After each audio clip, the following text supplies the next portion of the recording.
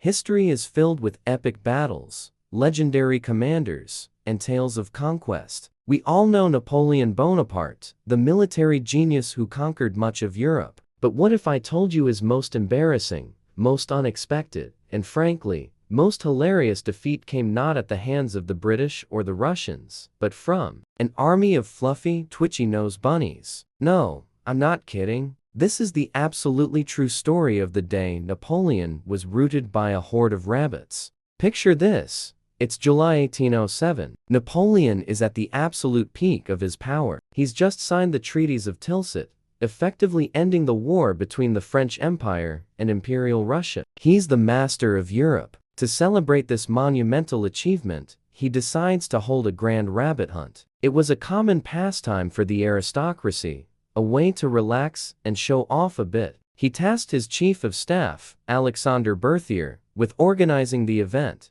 Berthier, wanting to impress the emperor, went all out. He didn't just find a few dozen rabbits. Sources say he procured somewhere between several hundred and a staggering 3,000 rabbits for the big day. Now, here's where the plan starts to go sideways. Berthier didn't just round up wild rabbits. To ensure a plentiful hunt, he bought domesticated rabbits from local farmers. This is a crucial detail. Wild rabbits, when released, have a natural instinct to fear humans and scatter in every direction, making them a challenging target. Domesticated rabbits, on the other hand, associate humans with one thing: food. They see people and think, oh, the person with the lettuce is here. They have absolutely no fear. So, the stage is set. Napoleon and his entourage of high-ranking military officers arrive at a vast field. The cages are opened, and the rabbit army is unleashed. But instead of fleeing in terror,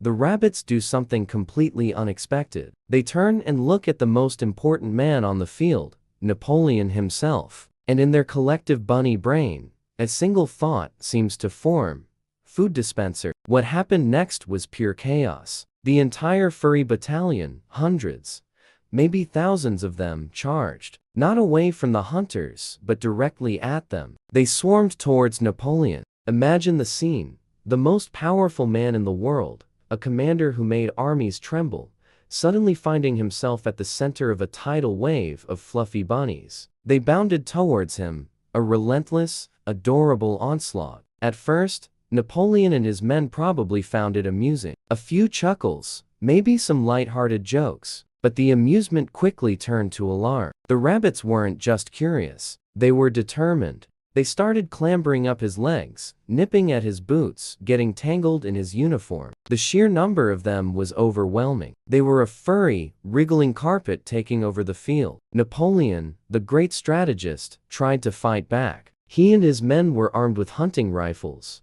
but you can't exactly shoot into a writhing mass of bunnies at your feet. They tried using their riding crops, swatting at the fluffy invaders, but it was useless. For every rabbit they pushed away, two more took its place. The men were laughing, but it was the nervous, panicked laughter of people who have completely lost control of the situation. The rabbit army was relentless. They divided their forces, a classic military tactic, swarming Napoleon from both flanks. Some sources say the most daring bunnies even leaped onto his imperial jacket. This wasn't a hunt anymore. It was a full-blown assault. The rabbits were winning. The Emperor of France was being overrun by a bunny blitzkrieg. There was only one option left: retreat. Napoleon, the man who stared down cannons and cavalry charges, turned and fled. He made a dash for the safety of his imperial carriage. His men, struggling to contain their laughter while also fending off the furry menace,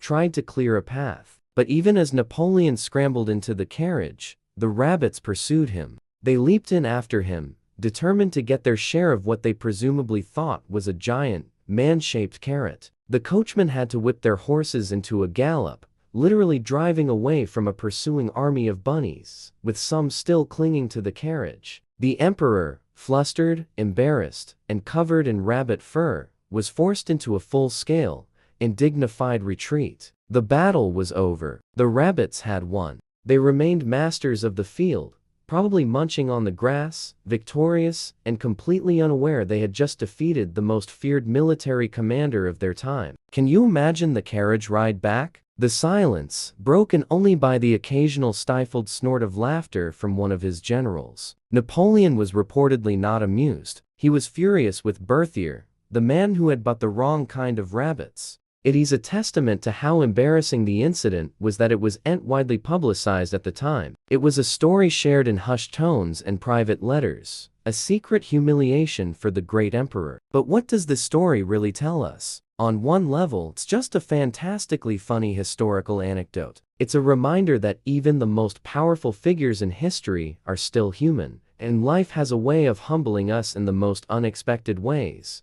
It's a perfect example of how a tiny mistake buying tame rabbits instead of wild ones can lead to a cascade of comical failures. But on another level, it's a brilliant lesson in strategy and underestimation. Napoleon, a master of understanding his enemy, failed because he didn't understand the nature of these particular rabbits. He expected them to behave one way, and they did the exact opposite. He underestimated his opponent, and he paid the price, albeit in embarrassment rather than territory. The rabbits, on the other hand, had a clear objective: get to the food source. They were single-minded, they used overwhelming numbers, and they pressed their attack relentlessly. From a purely tactical perspective, the rabbits fought a brilliant battle. This story has become a legend, a fantastic piece of historical trivia that reminds us that history isn't just about dates and treaties. It's about the strange, the funny, and the profoundly human moments that happen in between. It shows us a different side of a figure we think we know so well. We see Napoleon not as the stoic emperor on a majestic steed,